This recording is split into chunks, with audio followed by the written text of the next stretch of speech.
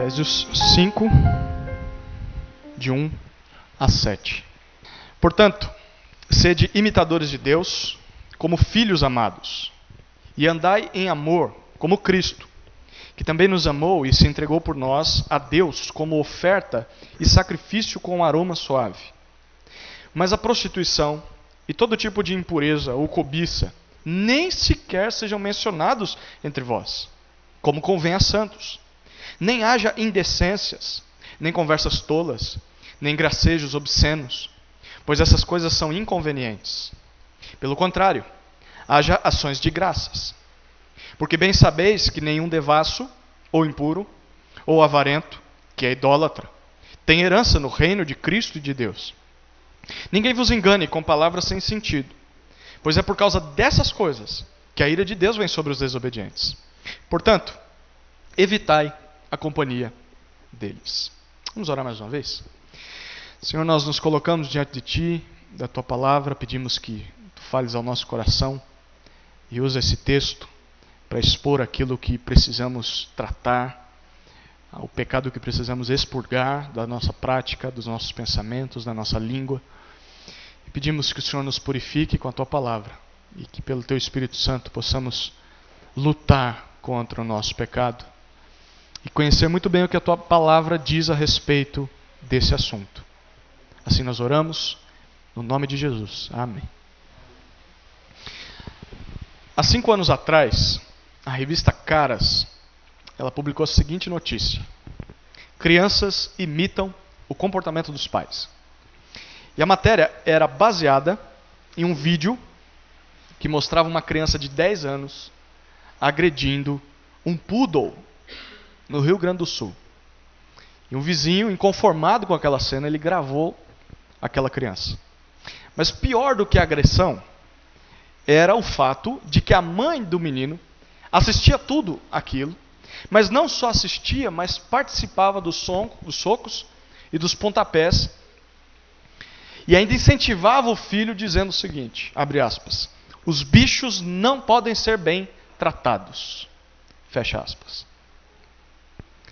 E aí na matéria, uma psicóloga chamada Triana Portal, ela afirmou o seguinte: as crianças aprendem por imitação e procuram copiar principalmente as pessoas com que têm maior interação.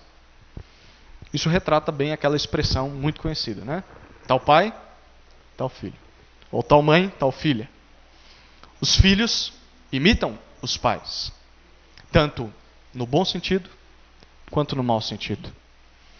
Mas segundo essa passagem que nós acabamos de ler, isso é verdade também no âmbito espiritual. A lógica é que se alguém é filho de Deus, logo ele vai buscar imitar ao seu pai, que é o próprio Deus. Mas se essa pessoa ainda não tem um relacionamento com o pai, obviamente ela não vai sentir nenhuma vontade em mudar o seu comportamento e vai continuar vivendo a vida de pecado como vivia antes. Precisamos lembrar o que Paulo já disse até aqui, para que a gente consiga entender o que ele está dizendo nesses versículos. Lembramos que nós estamos na segunda parte da carta aos Efésios, a parte prática. Na primeira parte, capítulos 1 até 3, Paulo descreve aquilo que nós somos em Cristo. Ou seja, o que nós recebemos espiritualmente no momento em que nós nos tornamos crentes no Senhor Jesus. E agora ele vai mostrar como nós devemos agir uma vez que nós já recebemos tantas bênçãos em Cristo. E aí nós temos a segunda parte do livro, capítulo 4 até 6. E o argumento de Paulo, nós estudamos no capítulo 4, versículos 22 a 24, é que se no momento da nossa conversão nós decidimos firmemente abandonar a velha vida de pecado, o que Paulo chama de o velho homem, e nesse mesmo momento nós decidimos firmemente nos revestir de uma nova vida de santidade, que é o novo homem, então nós devemos constantemente nos lembrar disso. Sempre lembrar dessa nossa decisão, renovando a nossa mente com a palavra de Deus. Isso significa que se Deus nos salvou, é possível nós lutarmos contra o pecado e é possível vencer o pecado. É possível nós vivermos em novidade de vida, que é assim que Paulo diz. E foi isso que Paulo começou a explicar a partir do versículo 25 do capítulo 4. O texto que o Sr. Aguinaldo pregou para nós na passagem anterior. do versículo 25 até o 32 do capítulo 4, Paulo vai dizer que a nossa vida era cheia de mentiras, de raiva descontrolada, de roubos, de palavras sujas, de gritaria. Mas uma vez que nós temos uma nova vida em Cristo, nós precisamos e nós podemos mudar a nossa mente e mudar os nossos comportamentos. Nós podemos e devemos, por exemplo, falar a verdade. Nós podemos e devemos resolver os nossos conflitos em amor. Nós podemos e devemos trabalhar para ajudar o necessitado. Podemos e devemos falar aquilo que promove o crescimento. Sermos bondosos, compassivos, perdoadores. E por que nós devemos? E por que nós podemos fazer isso? Porque Deus já nos salvou. E já nos perdoou. Ou seja, a vida em busca da santidade é uma vida de resposta a tudo que Deus já fez por nós. E o texto dessa noite, ele é uma das conclusões que Paulo apresenta diante dessas verdades que eu acabei de citar. A primeira coisa que Paulo diz nesse texto é como nós devemos andar. Perceba o que ele diz nos versículos 1 e 2. Eu vou ler novamente.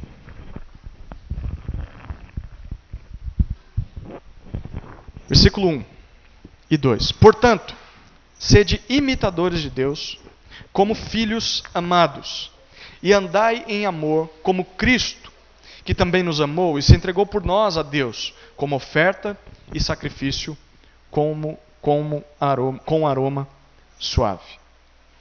Paulo começa dizendo portanto, perceba isso no começo do versículo 1. Ou seja, o que ele vai dizer agora é uma conclusão à nova vida que nós devemos ter. E aí nós lemos duas atitudes que devemos ter como cristãos. A primeira no versículo 1. Devemos ser imitadores de Deus. A palavra imitar que Paulo usa aqui, ela vem do termo grego mimetes, de onde nós traduzimos a palavra em português, mímica. E ela era uma palavra usada para se referir a um ator teatral na época. Ou seja, era uma pessoa que copiava a ação dos outros. Um ator nada mais é do que um mímico. Ele imita alguém da vida real. Então, a palavra imitar traz a ideia de você, mimetes, traz a ideia de imitar como um ator. Por isso, ser imitador de Deus é a mesma coisa que você copiar as ações de Deus. É como se você andasse atrás de Deus e o que ele faz, você faz. É como siga o mestre. Mas como nós devemos copiar a Deus? Olha o que o versículo 1 ainda diz.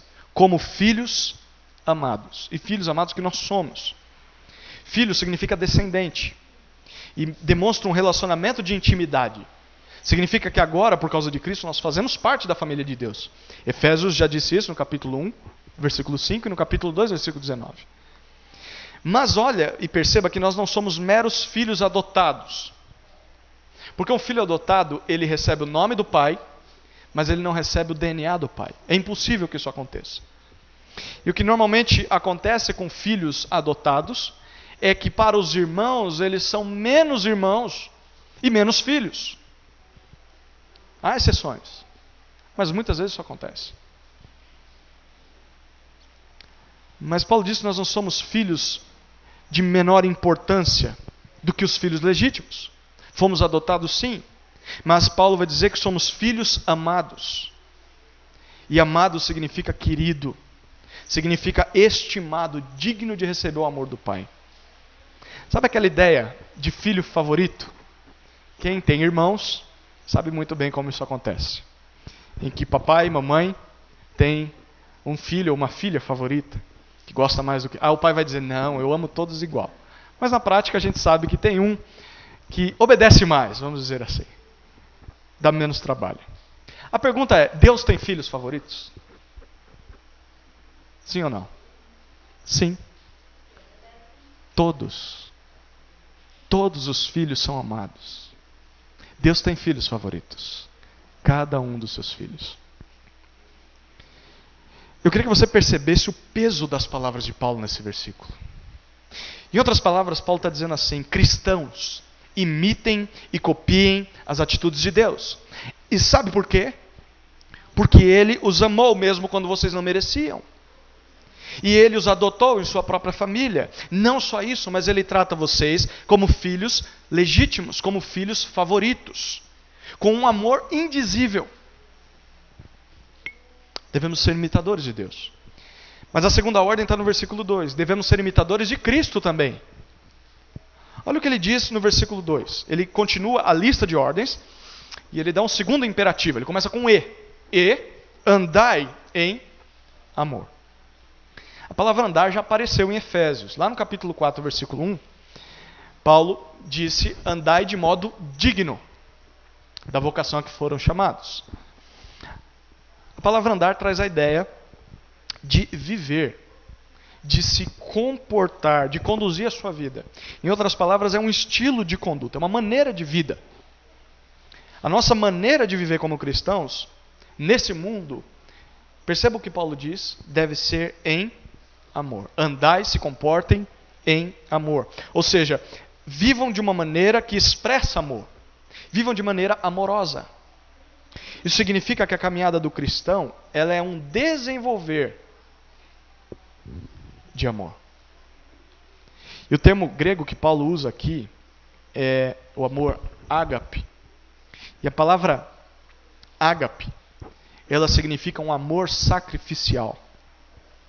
Ela é usada para descrever atitudes de sacrifício, normalmente feitas por alguém que não merece aquele sacrifício. Mas quem disse que amor é assim? Hoje em dia as pessoas vão dizer que amor é sentimento, que amor é uma paixão. Olha o que o versículo 2 ainda diz. Paulo dá um exemplo de como é que se anda em amor. Ele diz: como Cristo, que também nos amou. Ou seja, Jesus Cristo andou em amor. Ele é um modelo a ser imitado. E como isso aconteceu? Como Jesus nos amou? Paulo diz no versículo 2. Ele se entregou por nós a Deus como oferta e sacrifício com aroma suave. No Antigo Testamento, oferta era algo oferecido a Deus de maneira voluntária. Então a pessoa trazia aquilo para Deus. E sacrifício era o ato de derramar o sangue de um animal puro como substituto daquele que sacrificava. Ou seja, pelos seus próprios pecados, o ofertante derramava o sangue de um animal como se fosse o próprio sangue dele sendo derramado. E Deus, entre aspas, aceitava que um animal inocente derramasse o sangue em favor do culpado. Mas Hebreus 10, versículo 4, vai dizer que é impossível que sangue de touros e de bodes apague pecados. Isso é óbvio. Um animal, ele não pode nos representar, porque ele é um animal, ele não é um ser humano. Só um homem poderia nos representar. É por isso que o sistema, todo o sistema de sacrifício do Antigo Testamento, ele apontava para algo melhor. Ele apontava para o sacrifício de um só homem pelos pecados dos homens. E Jesus Cristo é esse homem. Ele é o Cordeiro perfeito que nos representa. Ele derramou a sua vida como oferta voluntária a Deus pelos nossos pecados.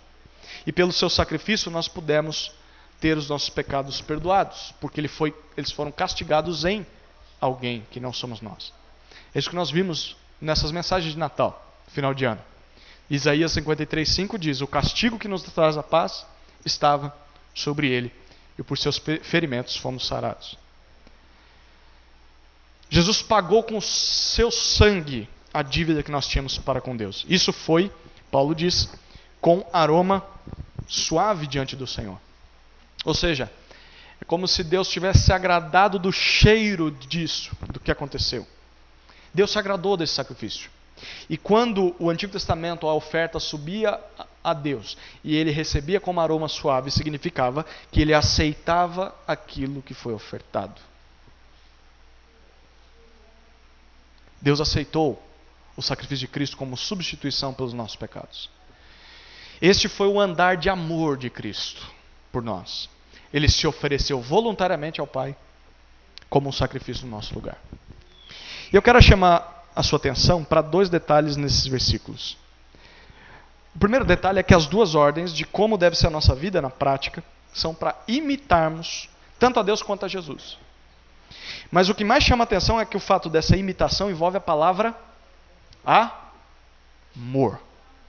Primeiro, nós devemos imitar a Deus como filhos amados. Segundo, nós devemos andar em amor, como Cristo nos amou. Ou seja, amar está no nosso dever como cristãos.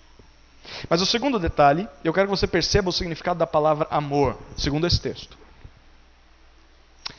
A primeira informação que nós temos é que nós cristãos somos o objeto do amor de Deus, nós somos amados. Mas a segunda informação é a mais impressionante. Cristo nos amou. Mas a pergunta é como Ele nos amou. Como o mundo aí fora ensina que é amor, com sentimentos profundos, com paixões incontroláveis, só afeição. Jesus ficou lá no céu e disse: eu tenho uma grande paixão por esses pecadores. Foi isso? Como Jesus nos amou? Com uma atitude de sacrifício em nosso lugar. Sabe o que isso significa? Que amor não é um sentimento ou algo incontrolável que não dá para medir. Amor é diferente disso. E as mulheres vão ficar tristes com isso. Porque minha esposa normalmente pergunta: você me ama? Eu digo: eu te amo. O quanto você me ama? Só que Paulo diz que as Escrituras dizem que amor não é dimensionável por palavras ou por tamanho de sentimento. Mas aí piora para nós, maridos. Porque amor é uma entrega. Amor é algo visível. Amor é algo que dá para mensurar, porque você percebe com os olhos. Por quê? Porque o amor é uma atitude de sacrifício. Quanto você me ama? O quanto você se sacrifica por mim. Então, o sentimento ele pode sim nascer dentro do coração, mas em resposta a atitudes de sacrifícios externas. Então, o amor é sim um sentimento, pode se tornar, mas ele começa com atitudes externas. Agora eu quero que você pense muito bem sobre isso. Pense no amor de Deus e de Cristo por nós. Nós éramos dignos de ser amados? Ou melhor, nós éramos merecedores de algum amor? Eu quero que você pense na seguinte ilustração. Imagine que você está andando na rua e você encontra um cãozinho lindinho, belo, cheirosinho, e você adota esse cachorrinho. É tão bonito que ele merece o seu amor. Essa é uma coisa. Outra coisa é você andar na rua e encontrar um cachorro morto, cheio de doenças, num estado de putrefação e fedendo a carniça. Esse cachorrinho é merecedor de algum carinho seu? Você vai abraçá-lo e beijá-lo? Levar para sua casa? É lógico que não. Você percebe a ilustração? Nós não éramos lindinhos e belos. Nós éramos sujos, fedidos, éramos mortos e pior, éramos inimigos de Deus. Nós fazíamos mal a Deus, nós insultávamos a Deus, nós quebrávamos a lei de Deus. Mas mesmo assim Ele decidiu enviar o seu Filho para morrer no nosso lugar. E a pergunta é por quê? A resposta é porque Ele nos ama. E Ele mostra isso com a prática. Eu te pergunto, isso produz em você alguma gratidão? Se produz, então como é que você pode demonstrar essa gratidão na prática? Obedecendo à vontade de Deus? Sim ou não? Então como é que nós podemos agradecer e agradar ao nosso Pai Celestial? Paulo está dizendo, imitando as ações dele. Mas a pergunta é, como é que eu poderia imitar a Deus? Eu não sou como Deus. Deus tem todo o poder, Ele é onipotente. Eu não sou onipotente. Ele sabe tudo, Ele é onisciente. Eu não sei tudo. Ele é onipresente, Ele está em todos os lugares. Eu não estou em todos os lugares. Eu não tenho a sabedoria de Deus. Será que tem como imitar a Deus em alguma área? Sim. Na maneira com que Ele nos amou. E em Jesus Cristo nós vemos o exemplo a ser imitado. Então, andar em amor é se entregar voluntariamente em sacrifício em prol de outros, mesmo que esses outros não mereçam. Então, como que isso funciona na prática. Como que é uma vida que anda em amor? Eu vou dar algumas sugestões. Você pode pensar em outras. E um marido que mesmo quando a esposa é insubmissa e rude com ele responde a ela com docilidade e com brandura. Andar em amor é visto em uma esposa que mesmo quando o marido é egoísta e é covarde com as suas obrigações, ela o trata com mansidão e com carinho. Andar em amor é num filho que mesmo quando os pais são injustos, ele se entrega de maneira obediente às ordens desses pais como uma oferta a Deus. Andar em amor é visto em pais que mesmo quando o filho menos merece um abraço, esses pais se sacrificam mais uma vez em sentar do lado desse filho, explicar onde ele errou, discipliná-lo novamente e mostrar o caminho certo. Mesmo quando ele não merece. E merece umas boas sentadas.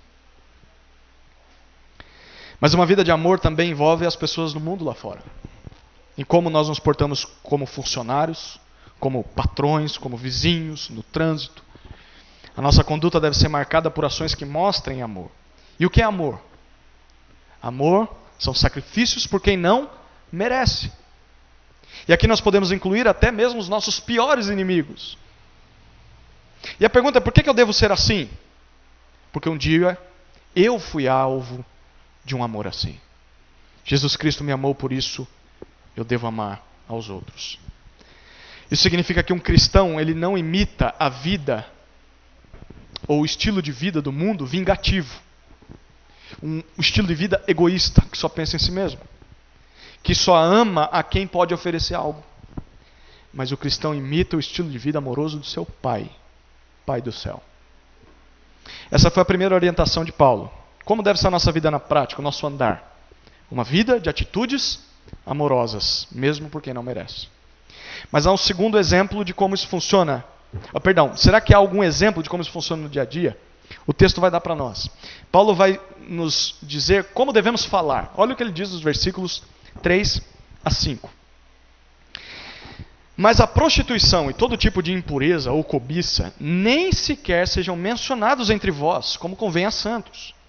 Nem haja indecências, nem conversas tolas, nem gracejos obscenos, pois essas coisas são inconvenientes. Pelo contrário, haja ações de graças, porque bem sabeis que nenhum devasso, ou impuro, ou avarento, que é idólatra, tem herança no reino de Cristo e de Deus.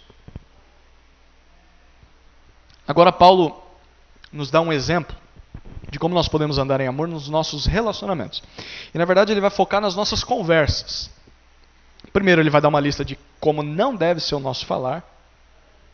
Segundo, ele mostra como é que devemos falar. E terceiro, por que devemos fazer isso. Perceba como não devemos falar. Versículos 3 e 4.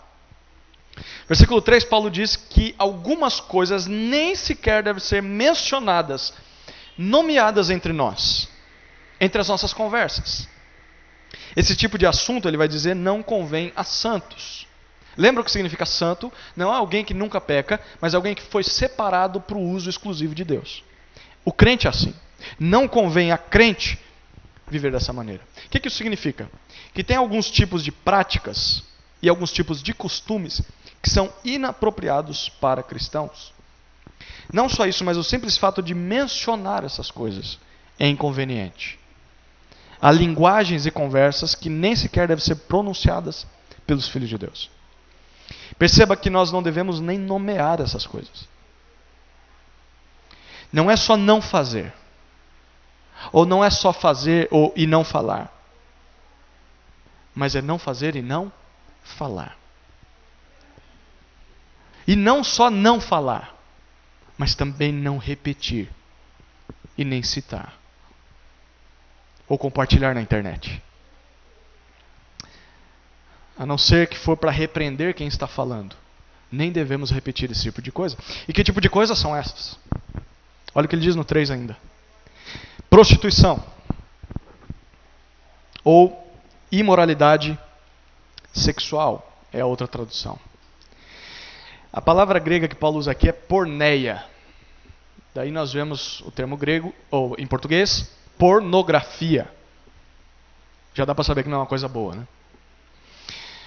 Ou seja, essa palavra ela envolve todo tipo de imoralidade sexual, sejam adultérios, sexo antes do casamento, sexo fora do casamento, homossexualismo, lesbianismo, bestialismo, sexo com animais, etc. Ou seja, todo tipo de coisa imoral no âmbito sexual engloba essa palavra prostituição. É óbvio que nós não devemos praticar essas coisas, mas as nossas conversas também não devem ser rebaixadas com esse tipo de comentário sexual. Isso não significa, por exemplo, que, como alguns dizem e fazem, de que não devemos falar de sexo dentro do casamento e em contextos corretos, como, por exemplo, um encontro de casais, em que o pastor vai orientar o casal a respeito do que a Bíblia fala sobre o sexo. Mas isso significa que nós devemos evitar falar do sexo proibido. Na verdade, nem mencioná-lo. Muito menos desejar esse tipo de sexo. O segundo tipo de coisas que não deve estar na nossa prática, muito menos na nossa fala, é impureza. De todo tipo. É uma outra palavra para se referir aos desejos sexuais proibidos. A luxúria, a vida devassa, a uma vida sem controle. Sabe aquelas conversas do tipo que exaltam uma vida de pecado? Uma vida sem regras. Como se fosse algo desejável. Ah, mas fulano tem uma vida desse jeito. Como se fosse algo a ser seguido. Sabe aquele tipo de comentário que instiga a gente a fazer errado? É justamente isso que Paulo está dizendo aqui. Terceira coisa que não devemos nem mencionar, cobiça. É o desejo ávido de sempre ter mais.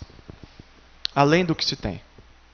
É olhar para a grama do vizinho e desejar aquilo que é proibido. Aquilo que é do outro. Ou que você não pode ter de maneira legítima. Só se você roubar e violar algo. É, por exemplo, um homem chegar para o outro homem com uma foto no seu celular e dizer: nossa, olha como essa mulher é linda. Bem melhor que a minha esposa. Quem me dera tê-la lá em casa. Isso é cobiça. É a cobiça que leva as pessoas à pornografia, por exemplo. A busca de prostitutas leva ao adultério, à traição. É desejar o que você não pode ter porque é pecaminoso. Isso se aplica também na cobiça pelo sexo, mas também em cobiça por bens materiais. Por riquezas, por status, por fama.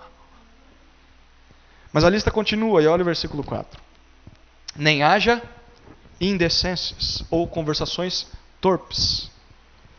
Ou seja, palavras obscenas, imorais, ou até mesmo palavrões. Um livro que eu indico vocês a lerem chama Fidelidade, da editora Cleary, que significa Centro de Literatura Reformada. O autor americano Douglas Wilson, ele define o significado da palavra obsceno. E ele diz o seguinte: a palavra obsceno vem do grego e literalmente significa fora do palco. Aquelas coisas que não se devem fazer de modo algum e aquelas coisas que não devem ser feitas em público. São todas elas obscenas quando feitas em público. Algumas coisas não devem ser feitas de forma alguma. E por isso são obscenas. Outras devem ser feitas, mas não à vista do grande público. O que isso significa? Dentro disso que Douglas e Wilson propõem, obsceno pode significar duas coisas. Primeiro, o que é proibido de se fazer em público porque é pecado. Tanto em secreto quanto em público é pecado. Mas obsceno também pode significar o que é proibido de se fazer em público porque deve ser reservado dentro de 4 paredes. Isso significa que o pecado sexual que Paulo está descrevendo, ele é obsceno, seja em secreto, seja em público. Mas aquilo que o casal casado faz na cama também é obsceno, quando é levado para fora do palco. Então, ele não é pecado. Pelo contrário, é até incentivado pela Bíblia. Mas se torna pecaminoso quando ele sai das 4 paredes e parte para o contexto público. Por exemplo, em conversas, em imagens, em vídeos, etc. Se torna obsceno. Esse tipo de indecência não deve estar nas nossas conversas. Paulo ainda vai dizer na lista, no versículo 4, nem hajam conversações tolas ou palavras vãs. Essas palavras não levam a lugar nenhum. Literalmente, Paulo está falando bobagem. Sabe, a pessoa fala um negócio, não agrega em nada, não produz nada, não edifica. São palavras inúteis para resolver algum problema ou para edificar e só causam mais problemas ainda. Ele continua e diz, nem gracejos obscenos. Na antiga versão ele vai dizer uma palavra que a gente não usa, né? Chocarrices. É assim que está aí, Ângela? Não são palavrões, não. Chocarrices significa gracejos obscenos. E o que isso significa? É uma maneira de dar respostas rápidas e engraçadas a todos os que estão presentes, mas de maneira pecaminosa. Gracejos obscenos é o contrário de algo dito de maneira bem elaborada, pensada antes de ser dita. É o inverso de uma palavra dita de forma agradável e doce. Então, por exemplo, é aquele humor negro. Um humor sujo, imoral, baixo, negativo. Piadas de duplo sentido, por exemplo. Respostas atravessadas, palavras negativas que constrangem quem ouve e ridiculariza alguém, seja no sentido sexual, ou seja, simplesmente no sentido pejorativo do termo. Isso é muito importante. Toda piada que promove o riso às custas do choro de alguém, ela não é legítima. É pecaminosa. Adolescente gosta muito de ficar dando risadinha, né? E não é comum. Não deve ser aceitável isso. Se a risadinha é a custas de destruir alguém, é pecaminoso. Isso não significa que o cristão tem que ser carrancudo e nunca dar risada. Ele pode e deve se divertir, mas não às custas da destruição de outras pessoas. Paulo diz que não devemos falar essas coisas, ele diz ainda no versículo 4, pois são inconvenientes, são incorretas, elas não devem estar na boca de crentes. Esse é um exemplo de como não devemos falar. Mas então como devemos falar? Olha o final do verso 4. Ele vai dizer, pelo contrário, ao invés de denegrir os outros, sejam com piadas, com comentários imorais ou cobiçosos, nas nossas conversas devem haver ações de graças. Atitudes que demonstrem gratidão. Perceba que interessante aqui. O contrário de nós falarmos sobre prostituição, sobre impurezas, sobre cobiça, sobre indecências, palavras tolas, gracejos obscenos, piadinhas sujas, o contrário disso é que devemos ter atitudes que demonstrem gratidão. Olha como você combate esse tipo de coisa. Gratidão ao quê? Gratidão a quem? É gratidão, lógico, que é a Deus. E é o que Deus tem nos feito e tem nos dado. Por exemplo, ao invés de pensar nesse tipo de coisa e conversar sobre esse tipo de coisa, deveríamos demonstrar gratidão pela salvação. Gratidão pelo que Deus tem feito nas nossas vidas. Gratidão pela palavra dele. Gratidão pela igreja. Gratidão pela luta e pela vitória contra o pecado. Gratidão pela esposa ou pelo marido que nós temos. Gratidão pela família que temos. Gratidão pela vida, pelo emprego, pelo sustento, pela casa, etc. Enquanto estivermos sendo gratos, não cairemos nesses pecados. Não só isso, mas gratos pelo sacrifício de Cristo, pelas bênçãos espirituais, pelo futuro lar que nós teremos no céu.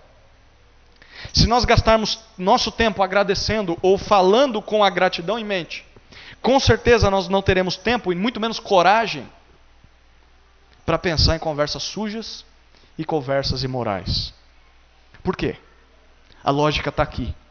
Porque uma pessoa grata é uma pessoa satisfeita com o que tem e com aquilo que Deus tem dado. Por isso, uma pessoa que cobiça, ela não é grata, porque ela não se contenta com o que tem. Uma pessoa que olha para o seu corpo e diz, eu não estou gostando disso. Eu preciso fazer uma plástica, eu preciso mudar, ela não se contenta com o que Deus deu. Uma pessoa que olha para a mulher do próximo não se contenta com a mulher ou com o marido que tem em casa. É por isso que a gratidão pelo marido, pela cara feia que você tem, a Deus, é um antídoto contra a cobiça. contra o desejo impuro por outra coisa. Consegue ver aqui o que Paulo está dizendo? Ontem eu ouvi a seguinte frase e eu falei, eu vou tomar nota e eu vou citar no meu sermão amanhã. A pessoa não sabe quem disse, mas já ouviu numa pregação. Então, autor desconhecido. Em nossas conversas, temos de falar mais de Deus, menos de nós e nada dos outros. Em nossas conversas, temos de falar mais de Deus, menos de nós e nada dos outros. Isso é uma vida grata a Deus. Então, por que nós devemos fazer isso? Olha o que Paulo diz no versículo 5. A lógica na cabeça de Paulo é óbvia. Ele diz, porque nós bem sabemos. Já é de nosso conhecimento, ou nós podemos estar certos de uma coisa. Nenhum devasso, e a palavra que ele usa aqui é o que ele já citou acima. Aquele que se entrega à relação sexual ilícita, ou seja, um prostituto que vive a se prostituir, que não se detém sexualmente, que não tem controle. Ou impuro, a pessoa suja pelo pecado. Ou avarento, aquele que é ansioso por ter mais, especialmente aquilo que é do outro. Uma pessoa gananciosa, cobiçosa. Nenhum desses tem herança no reino de Cristo e de Deus. Tem parte, tem propriedade no reino de Cristo e de Deus. E por que não tem? Porque quem faz isso é, olha o que Paulo diz, idólatra. A expressão que Paulo usa aqui, a maneira com que ele constrói essa frase, normalmente as pessoas associam só a idolatria à avareza. Mas a maneira com que Paulo está escrevendo, a idolatria se relaciona aos 3 pecados que ele diz. Então, tanto o devasso, quanto o impuro, quanto o avarento são idólatras. Ou seja, eles adoram falsos deuses. Eles não têm o único verdadeiro Deus como seu Deus. Mas quem são os seus deuses? Quem é o Deus de um devasso, que não tem controle sexual? Quem é o Deus de um impuro? Quem é o Deus do avarento? São seus próprios desejos. São seus próprios prazeres. É o seu próprio ventre. É o dinheiro. É o sexo como seu Deus. Perceba que a idolatria, segundo Paulo, não é só se você se prostrar diante de uma estátua. Antes fosse. Esse é mais fácil de curar. Mas idolatria também é você se prostrar diante dos seus desejos pecaminosos e dos prazeres sujos desse mundo. Perceba também que em todos esses pecados a ênfase está no ser. Ou seja, todo aquele que é assim ou vive nessa prática. Você percebe que Paulo está dizendo aqui? Que quem vive dessa maneira e por isso só fala desse tipo de coisa é idólatra. E por isso não conhece a Deus e nem a Cristo. Por isso essa pessoa não tem parte do reino do céu. Ela não é crente. Ela não é salva. Ela ainda é um velho homem. Mas esse tipo de vida não convém a santos. Esse tipo de conversa é inconveniente aos filhos de Deus. Ações de graça são maneiras de andar em amor nas nossas conversas e relacionamentos. Além de tudo que nós fomos exortados a praticar nesses versículos, tem uma avaliação urgente que nós precisamos realizar. Nós precisamos olhar para as nossas ações e principalmente para as nossas conversas uns com os outros. Como nós poderíamos definir a nossa vida? Como devassos, que tem um desejo sexual incontrolável e que não consegue se controlar até obtê-lo. A nossa vida é definida como impuros, que só pensam e praticam coisas proibidas e não conseguem evitar isso. Como avarentos, que não conseguem parar de querer mais, que não se contentam com o que têm, que sempre querem mais e mais, que não descansam até obter o máximo que esse mundo pode oferecer. Nós precisamos tomar cuidado com essa avaliação, porque se a nossa vida é marcada por essas práticas, a visão bíblica é de que nós somos idólatras. E um idólatra não vai para o céu. Um idólatra rejeita a Deus. Um idólatra imita o mundo e não ao Pai. Se você é assim, você precisa se arrepender dos seus pecados, confessar a Deus e se render a Cristo. Mas se você já é salvo, o que você está esperando para abandonar esse estilo de vida? Porque isso não convém a santos. Isso é vergonhoso. Isso é ofensivo a Deus. Se você tem vivido assim, você tem agido não como filho, mas como bastardo. E a tônica de Paulo é que se você não muda, ou você não consegue mudar, não há nada que alguém possa fazer por você. Porque se isso é verdade, é bem provável, para não dizer que é certo, que você ainda é um perdido, mesmo que você pense o contrário. Ah, mas como é que eu posso saber disso? Simples. Se arrependa hoje mesmo dessas práticas. Se arrependa dessa maneira de falar. Confesse a Deus suas culpas e abandone-as. Busque uma vida de amor e uma maneira de falar que demonstre gratidão a Deus. Se você é crente verdadeiro e depender de Cristo, certamente você vai conseguir lutar contra esses pecados. Porque é isso que nós somos chamados a fazer. Viver como filhos amados do Pai, que imitam o Pai e imitam a Jesus. Caso contrário, você ainda é um velho homem. Não tem parte no reino de Deus e de Cristo. Vamos terminar nosso texto, que termina dizendo com quem nós devemos nos associar. Olha o que Paulo diz nos versículos 6 e 7. Ninguém vos engane com palavras sem sentido, pois é por causa dessas coisas que a ira de Deus vem sobre os desobedientes. Portanto, evitai a companhia deles. Na verdade, Paulo vai mostrar como nossas companhias não devem ser aqui. Paulo dá duas ordens. Primeira, não se deixe enganar por quem vive desse jeito, que ele acabou de descrever nos versículos anteriores. Versículo 6, olha o que ele diz. Uma proibição. Ninguém vos engane com palavras sem sentido. Enganar aqui é iludir, é ludibriar. E palavras sem sentido significam conversas inúteis, vãs, destituídas da verdade. Ou seja, não permitam que pessoas mentirosas iludam vocês com suas conversas falsas, tolas. E a razão? A razão é porque é por causa dessas coisas que a ira de Deus vem sobre os desobedientes. E aqui, literalmente, ele está dizendo filhos da desobediência. Ou aqueles que se opõem à vontade de Deus. Eles não são filhos de Deus, são filhos da desobediência. Sabe o que significa ira de Deus? A ira de Deus é a justiça retributiva de Deus em ação. Ou seja, é Deus exercendo a sua justiça justa contra os atos dos homens. É a paga que o homem vai receber no fim da sua vida pela maneira com que viveu nessa terra. E o ponto final da ira de Deus é a condenação ao inferno. Agora eu quero que você conecte essa razão com o que Paulo disse lá acima agora. É como se Paulo estivesse dizendo assim, olha, a ira de Deus vem sobre os desobedientes. Sabe por quê? Porque eles são idólatras. E eles vivem em pecado deliberado. Eles não conhecem a Deus. Eles são inimigos de Deus. Por isso não dê ouvidos às suas mentiras. Mas que mentiras esse tipo de gente gosta de dizer para enganar todo mundo? Nós podemos pensar em algumas. Talvez você já ouviu algumas dessas. Olha, esse negócio de ira de Deus, de inferno, de condenação eterna, isso tudo é história para botar medo nas pessoas. Ou, escuta, essa história de que só os crentes serão salvos é mentira. No final, tudo vai dar certo, no final todos serão salvos. Mas um exemplo de conversas tolas, inúteis. Não existe pecado. Na verdade, esse tipo de vida, isso sim é que é vida. Todas essas frases são ditas como desculpa para quem quer continuar vivendo no pecado. Não acreditemos nessas mentiras. Haverá sim o juízo final em que nós vamos prestar contas a Deus pelo que fizemos na nossa vida.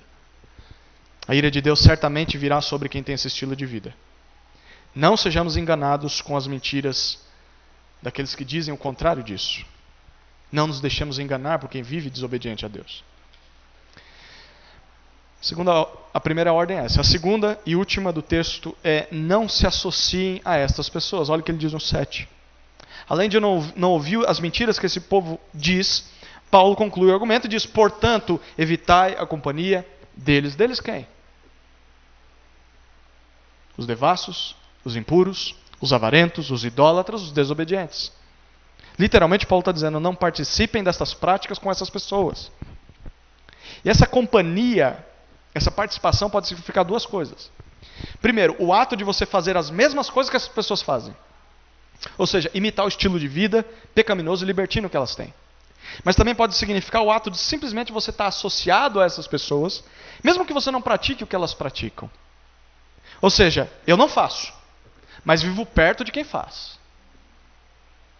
Mesmo que nós não façamos as mesmas obras, mas somente estamos junto com quem faz esse tipo de coisa para Deus e para o mundo, nós somos iguais a eles.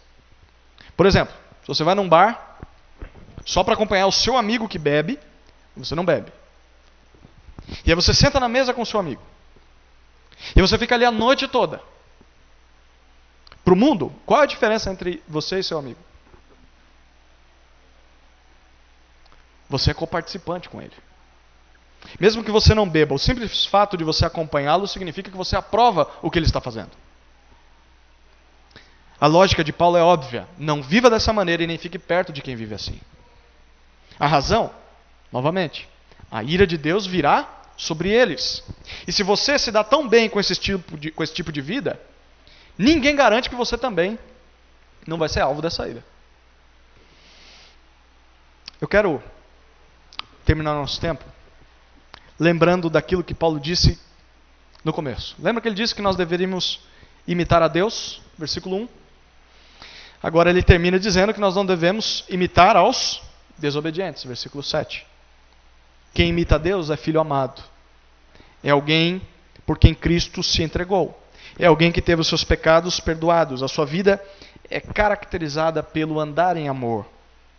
Não é só isso, mas a sua fala é doce. A sua fala é gentil, a sua prática não é imoral, não é descontrolada. Mesmo que o cristão caia uma vez ou outra em alguns desses pecados que foram citados, ele deseja do fundo da alma, poder voltar atrás e consertar o erro. Ele se arrepende do pecado, ele clama por perdão. Ele tem prazer em buscar uma vida de imitação do seu Pai. Mas quem não imita a Deus, mas imita os desobedientes, na verdade, ele é um descrente. O papo de religião nada mais é do que palavras sem sentido. Porque a prática dele não condiz com as suas palavras. A sua vida é marcada por uma vida egoísta, de prostituição, de busca por prazeres da carne. Suas conversas são interesseiras, suas piadas são sujas, seus assuntos são imorais. Ele sempre pensa em palavras de duplo sentido, sempre pensa em obscenidade. Não é que ele cai uma vez ou outra nesses pecados. A vida dele é marcada por isso. Ele nem mesmo quer sair dessa vida. Esse tipo de pessoa não tem herança no reino de Cristo e de Deus. Você conhece alguém que vive dessa maneira e diz que é crente? As Escrituras dizem que não é. Sobre essa pessoa paira a ira de Deus, que mais cedo ou mais tarde vai atingi-la. Se esse texto que eu acabei de ler descreve a sua vida, descreve as suas palavras, o tipo de companhia que você é para as pessoas, Cristo te convida à salvação. Se arrependa dos seus pecados, peça perdão por todos, converta-se a Deus, entregue-se a Jesus, comece a seguir Jesus. Porque só assim uma pessoa consegue se ver livre da escravidão do pecado. A religiosidade, a igreja, as boas obras não vão livrar ninguém da ira vindoura. Mas eu creio que essa segunda aplicação é para todos nós. Se você é um crente, mas tem tido dificuldades com alguma dessas áreas, lembre-se daquilo que Paulo disse no capítulo 4, versículo 30. Ele disse assim: e não entristeçais o Espírito Santo de Deus, com o qual fostes selados para o dia da redenção. Se você tem caído nesses pecados, você tem entristecido o Espírito Santo de Deus. Mas há esperança, porque ele ainda está dentro de você. Você foi selado com o Espírito. É dele que vem força, é dele que vem capacitação para vencer esses pecados. Confesse eles a Cristo. Peça a Deus perdão. E permita que o Espírito comece a te controlar. Certamente você vai colher os doces frutos da libertação do pecado. Certamente você vai conseguir lutar contra o pecado, mesmo que caia às vezes. E certamente esse é o tipo de vida que Deus espera de um filho amado. Amém?